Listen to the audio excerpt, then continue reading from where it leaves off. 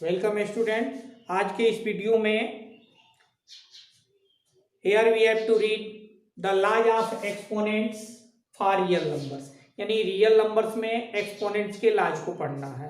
Late us see at first है if a raise to power m into a raise to power m, it will be a raise to power m plus n। a raised to power m into a raised to power n is equal to a raised to power m plus n। यानी यदि exponent में दोनों का base same हो और power difference हो तो power को ऐड कर लिया जाता है। See here if 2 raised to power 3 into 2 raised to power 4, so here will be 2 raised to power m plus n equal to 7, or 11 raised to power 2 into 11 raised to power 5. So here we can write 11 raised to power 2 5 7.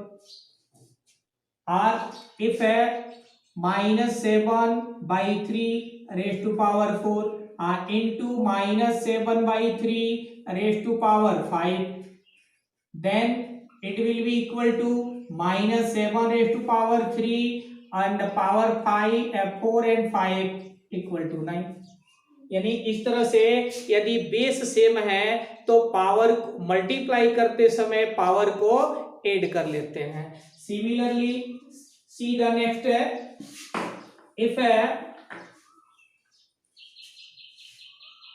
Here if a raise to power m divide a raise to power n, यानी दोनों का power यदि दोनों का base same है और power differ है और तो डिवाइड करते समय पावर को सब्ट्रैक्ट कर लेते हैं, यानी a raise to power m minus m।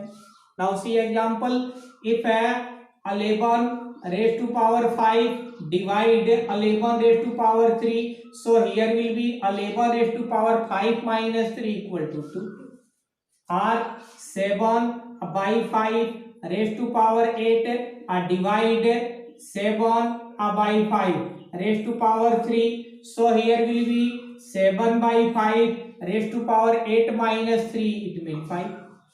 or if 2 raised to power 4 divide 2 raised to power minus 3, so it is 2 raised to power 4 minus in bracket here minus, so 2 raised to power 4 minus minus plus 3, so 2 raised to power 7।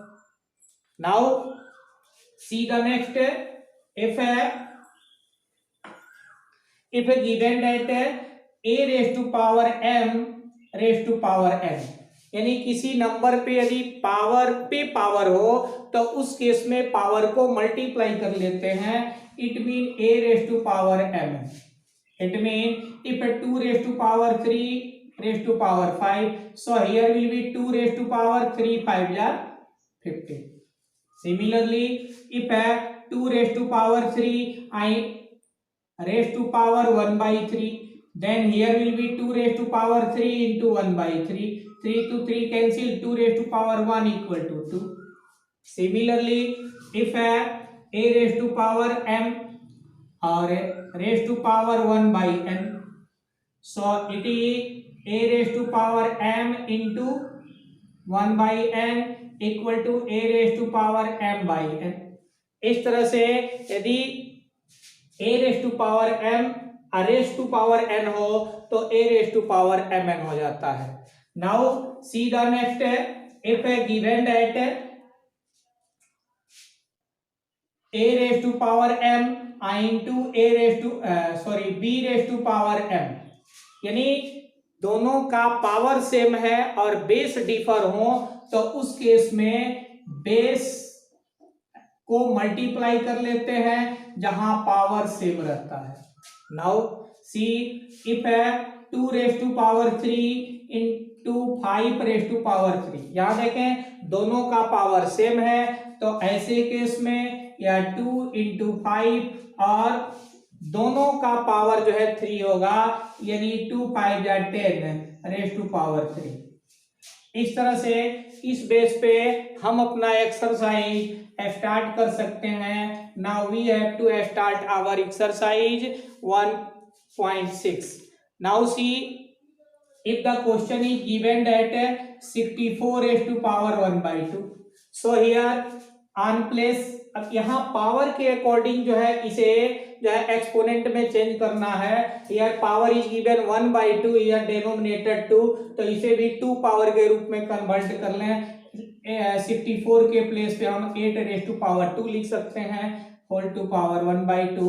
यहाँ power पे power है, multiply हो जाएगा 2 into 1/2, so 2 to 2 cancel, 8 raised to power 1, it means answer will be 8 है।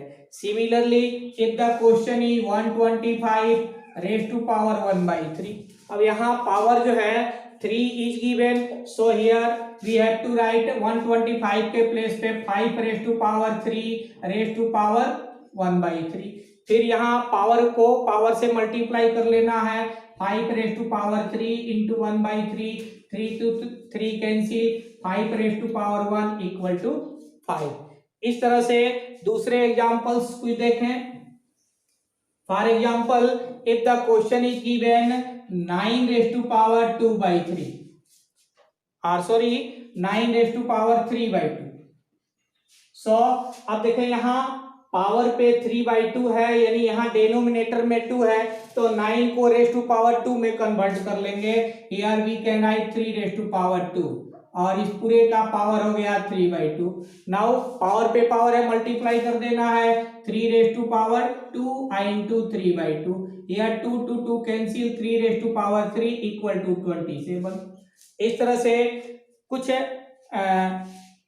if the question is 16 raised to power 3/4। अब यहाँ देखें power का डेनोमिनेटर 4 है, इसे रेज़ टू पावर 4 में कन्वर्ट कर ले। 16 के प्लेस पे 2 रेज़ टू पावर 4 लिखा जा सकता है, फिर मल्टीप्लाई कर देंगे 2 raise to power 4 into 3/4। Again here 4 to 4 cancel, so 2 raise to power 3 will be equal to 8। Similarly, we can see another examples also.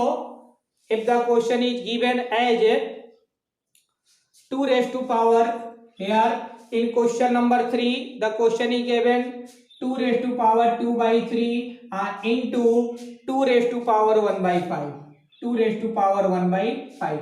जैसा कि आपको फर्स्ट में ही बताया है कि यदि दोनों का बेस सेम है और पावर डिफर है तो पावर को ऐड कर लेना होता है।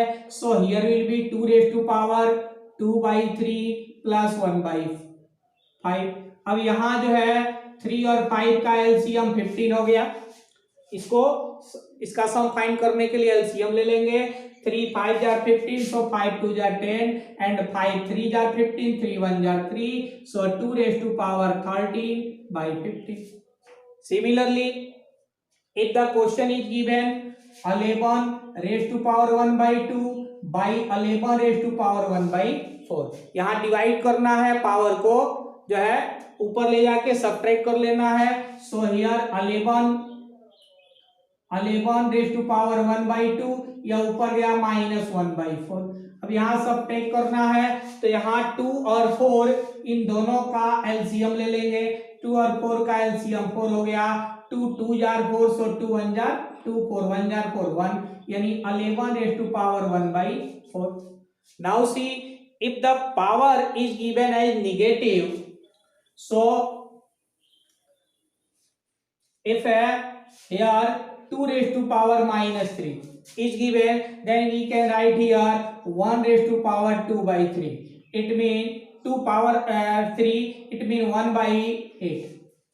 Similarly, if 27 raised to power -2/3, so here we can write 27 के प्लेस पे 3 raise to power 3 -2/3, so 3 raise to power 3 into -2/3, 3 से 3 कैंसिल हो गया, 3 रेज़ टू पावर -2।